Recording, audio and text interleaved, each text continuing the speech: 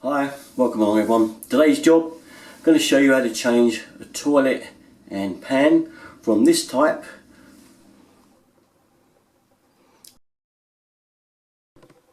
So this is obviously the toilet that's coming out and the cistern. First thing, obviously turn the water off. If you've got a little valve there and you want to risk it that it's not going to leak, you've seen my video on these little valves, you know what they're like, they can leak. If you're not sure, turn the main off at the main stopcock. I know this one's alright because I've turned it just recently a few times to do the ball valve in here, so I'm going to turn it off from there and then we're going to start disconnecting it. Depends how you'd like to start getting your old toilet out. I like to get the lid away. Yours might be secured with screws if you've got the push button type. If you've got the handle type, or this one, it doesn't, it has buttons like this. Get the lid of the toilet off. So here's our flexi going up. Just got to undo this one now. Yeah, that's it. Get this one off. There'll be a little bit of dead water there in the bottom of the valve. You can put a bit of old towels down there if you want, if you're not too worried. Without, and then that's it, and we're clear. Next thing I like to do is get the cistern loose off the back of the wall. It was screwed in with a couple of screws here and here. They could be very rusty, be warned, so they can be very tough to get out if they've been in a long time. If they're not too bad, they'll come out easy. This toilet hasn't been in that long, so I know it's going to be fairly easy to get this out and undone. But if they're not, you will have to put a junior hacksaw through the screws or similar. This one feels a bit more rustier, but it's gone. And then the system will then be loose and not fixed to the wall anymore, ready for removing, as you can see there now. Now holding the pan down will be screws. These either go down through the bottom of the pan, or you'll have one going through a side entry like this that goes into a U-shaped fixing at the back, which you'll see when I get it off. So we've got to get this little plastic cover off because the screw's under there. You'll probably need a screwdriver to get that behind it and ping it off. There it is. As you can see, the screw goes in through this side there. Now, as we're getting down to getting into depths of unscrewing a pan, I've got my gloves on now. Can be a bit mucky. And you'll have that type of thing there. Okay, it's a little recessed bolt that sat into that recess perfectly and held it. So we'll undo the other side, you don't need to see that. What I'm going to do now, because it's quite weighty with it all connected, and it's really awkward to get to the cistern bolt underneath that holds the cistern to the pan. So it's far easier if you can manage to drag it out all together, and we'll turn it around and then undo it. It's a lot easier. Now my toilet has got a flexi on it that goes down into the soil stack, which is really handy for me because it means I've got a lot of play on my stack. I can just pull this out of here now and I can push this thing anywhere. But you may have a pipe that just goes along the wall, comes out on a bend, and you just pull it straight forward. This will flex a bit, so I've got to kind of pull it back. But whatever you've got, we've got to pull it out of the soil stack now. So I'm going to put it gently forward. Now, a bit weighty, like that. Now mine's come off already.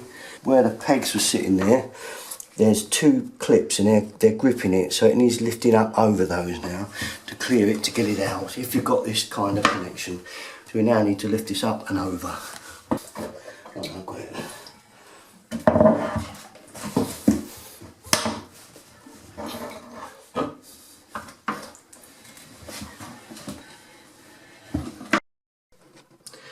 There's the clamps I was telling you about. These two parts there that have been used to screw through the side. Take those off of there now. Here's what the back of most normal WCs look like after they've been in a few years. That's unfortunate, but you just can't get in there to do much cleaning, so you get this kind of thing. Never mind. But here's the bolts we're talking about. We can undo those, can it make things a bit lighter if we get these undone. Now usually undone with the fingers. Just undo it like so. Then the other side. We'll get him out. There'll be a little bit more dead water there.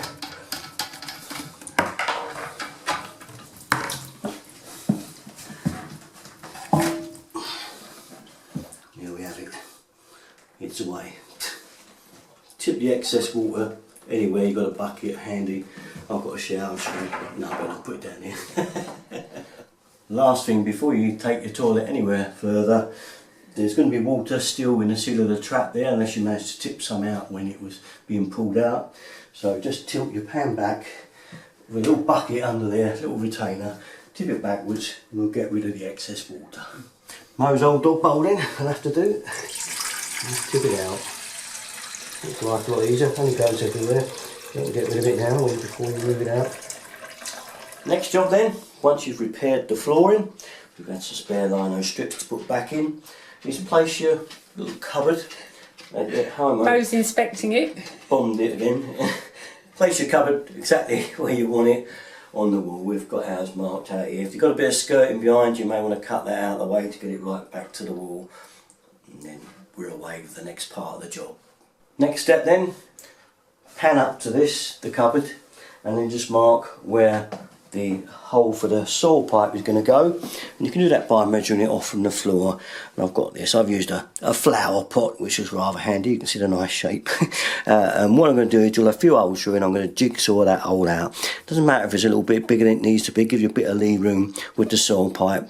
Plus then it won't be seen anyway, because the back of the pan will be coming up like this. So it all works out. Give yourself a little bit of lee room, don't make it too tight. Okay, next stage, I'll cut my hole out. I just used a drill and then a jigsaw, best thing. It doesn't have to be neat and tidy because the pan's going up against it. You need a bit of lee room, as I say, to get that fitting through anyway. So, but don't worry about it, it doesn't have to be mint perfect. Okay, I've pulled my monowick connector up, ready to get it round to go onto the back of the pan. And I've extended the copper tube now up through the floor so it misses the back of the cupboard, because there's a bar goes down the back of the cupboard, gets right in the way, and it's this one down here. So I've kind of trimmed it and brought it forward so it misses it. So the last stages before the pan goes in, we're going to connect it in here. I've got a connector on the back of the pan, it's going to push into this one, and also don't forget the hole for the flush pipe. You've got to measure this all out from the back of the pan. It's quite easy, you can just measure up the distance from the bottom of the pan and do it from there. Make sure now that our brackets are in the floor, which they are, and make sure that we've got it screwed back, and all our services are kind of ready down there now, ready to go. Let's have a little clear up down there now first before we do anything else, and we'll be ready to roll. Very last thing of all, before inserting your pan into the soil pipe, if you've got a toilet seat that has to be bolted before the pan goes in, now's the time to do it. The one I've got, the seat I've got, and usually with this type are ones that go on, you can fit them afterwards, they slide through the holes and bolt through, but just something else to look for. Now what's going to happen, I'm going to have to put the camera down because Jan needs to give me a hand, push this thing in, is it going to be pushed into this soil stack here, and we're going to straighten it up around the back there so it lines up and goes in. So this is the next job, now we push it in and we should be there. Here we go then, so I'm going to push it in a little bit up to my hands. I'm going to hold it so it's sliding on the spigot. Okay, now I'm going to get behind here and hold it while it goes in. Let's get myself there. And it's going to push it in, wiggling. I've soaked up everything so that it's nice and greasy to go in. And we're going. Looks like we're there, that's it. And we're there. Now it's test time, it's all in and back, so we're down the stack here. Pour it in. You check the joints at the back, looking good. And if you check around the front of the pan side, there's no water coming out, emerging anywhere. We pretty much know that that's pretty good, fine and solid, which it is. Now then, time to think about fitting the cistern at the back. Have this little bracket here, and the cistern drops on it, so it's not too bad. We get this fixed up on the back wall. We've got to do a little bit of measuring now to get it right. Don't forget there's a lid that goes on the cistern as well, so we've got to get that sorted out and get our flush pipe cut about right. Now then, as you can see, I've screwed the bracket on there ready for the cistern. We're going to make that up in a minute, I'll show you how that goes. Before though, we're going to do the screws. I've got to go into the side of the pan here, lock it together, and that's these. I've got the holder through. You can see that when it goes through, that goes into there, seals it up nicely, ready for the chrome cover. So I'll do those now. finish the job off, we have these nice little chrome caps that go over and finish it off and make it look really nice. There we are, looking much better. Right then, this is the time to make up the cistern. It's got to be all made up before it goes in, okay? Rubber washer, thick one. Alright, that goes on here. Well, slide it on to the very end of that. There. Get the grip up there. Make sure it's right down flat. Okay. Then, depending on which way your ball valve is going, is which direction you want this. Now, mine's going to go on the left, so I'm going to have this on the right to give me more room for the valve. If you have it that way, then you probably have the valve in that way. Oh, sorry. Oh, there you are. So that's what we're going to do. We're going to have it that way, in there like that. So what we do now, lay it down like so. There's another plastic washer comes with it. That slides on there, and then the back nut. I'm going to do that up.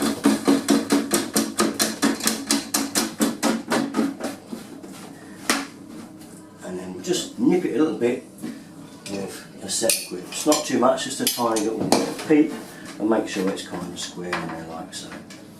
And that's it, we're ready to go. So as I was saying, just a little nip up on this nut. It doesn't have to be too tight. Alright, and get some grips to go just around it like so. Grip a little piece bit up like so. That'll do. That's fine. What do you reckon, Mo? Has he done it right? It's good to me. The ball valve next. So, this is one of those side entry ones, and it's got a rubber washer. I'll push it right up to there with the flange pointing outwards. We're just going to bolt it up from outside the cistern. Doesn't need a washer that side. Sometimes you get them, but you don't actually need them. Put this in now. I'm going to through there, and then that on there. And we're just doing up nice and tight. Just for another little nip again. Same as I showed you last time. We're getting near the end of the job now. The very difficult part is a bit hard to show you really, was I attached the flush pipe to the bottom of the cistern here, and I pushed it in through a hole into the back of the pan. And it's very hard to get your hand down the bottom there and push it in. I didn't bother because I couldn't really show you it properly, but that's what you've got to do, and then get this hooked back over the hook that's on here. Once that's done, that is the real hardest bit done. I've done this connector up, that's our main feed. I've put it on a bit of flexi pipe, as you can see, and that's so that I've got to have a lot of movement on it to get that easily done up on the valve end there. So we're literally near to there now, and all we've got to do now, I've drilled the first hole. I'm going to drill, that's the pilot hole. I'm going to drill a round hole now with the cutter on this drill, which is going to go through there now, and that is obviously for this. That's our push button, and we're going to have ours there through there. So I'm going to do that bit now, and then connect it up, turn it on. Oh, and have a beer. There's the push flush bit fitted, and I've pushed that on. There's a little catch underneath. You pull up like that and it locks onto the back of that handle. That's the spacer, and you just do this nut up on there, and then you've got your thing on there. Bring the hose up, the rod that goes through one of these holes at the front, and you can hear it activating the mechanism, so you know you've got it right. And we're ready to fill it all up and try it out now. Well, there we are then. Not the easiest of jobs, but if you fancy it, you get a lovely finish at the end, don't you? A lovely finished job. Hardest part, I think, was the saw pipe and getting the flush pipe in the back at the same time. You've got to get your hand down and pull it around. Very difficult, very awkward. So it's one of the jobs you just might like to have seen done, but maybe you might want to get a plumber in to do it for you. But if you don't mind tackling it, there it is, and it does look a great job. There you go then.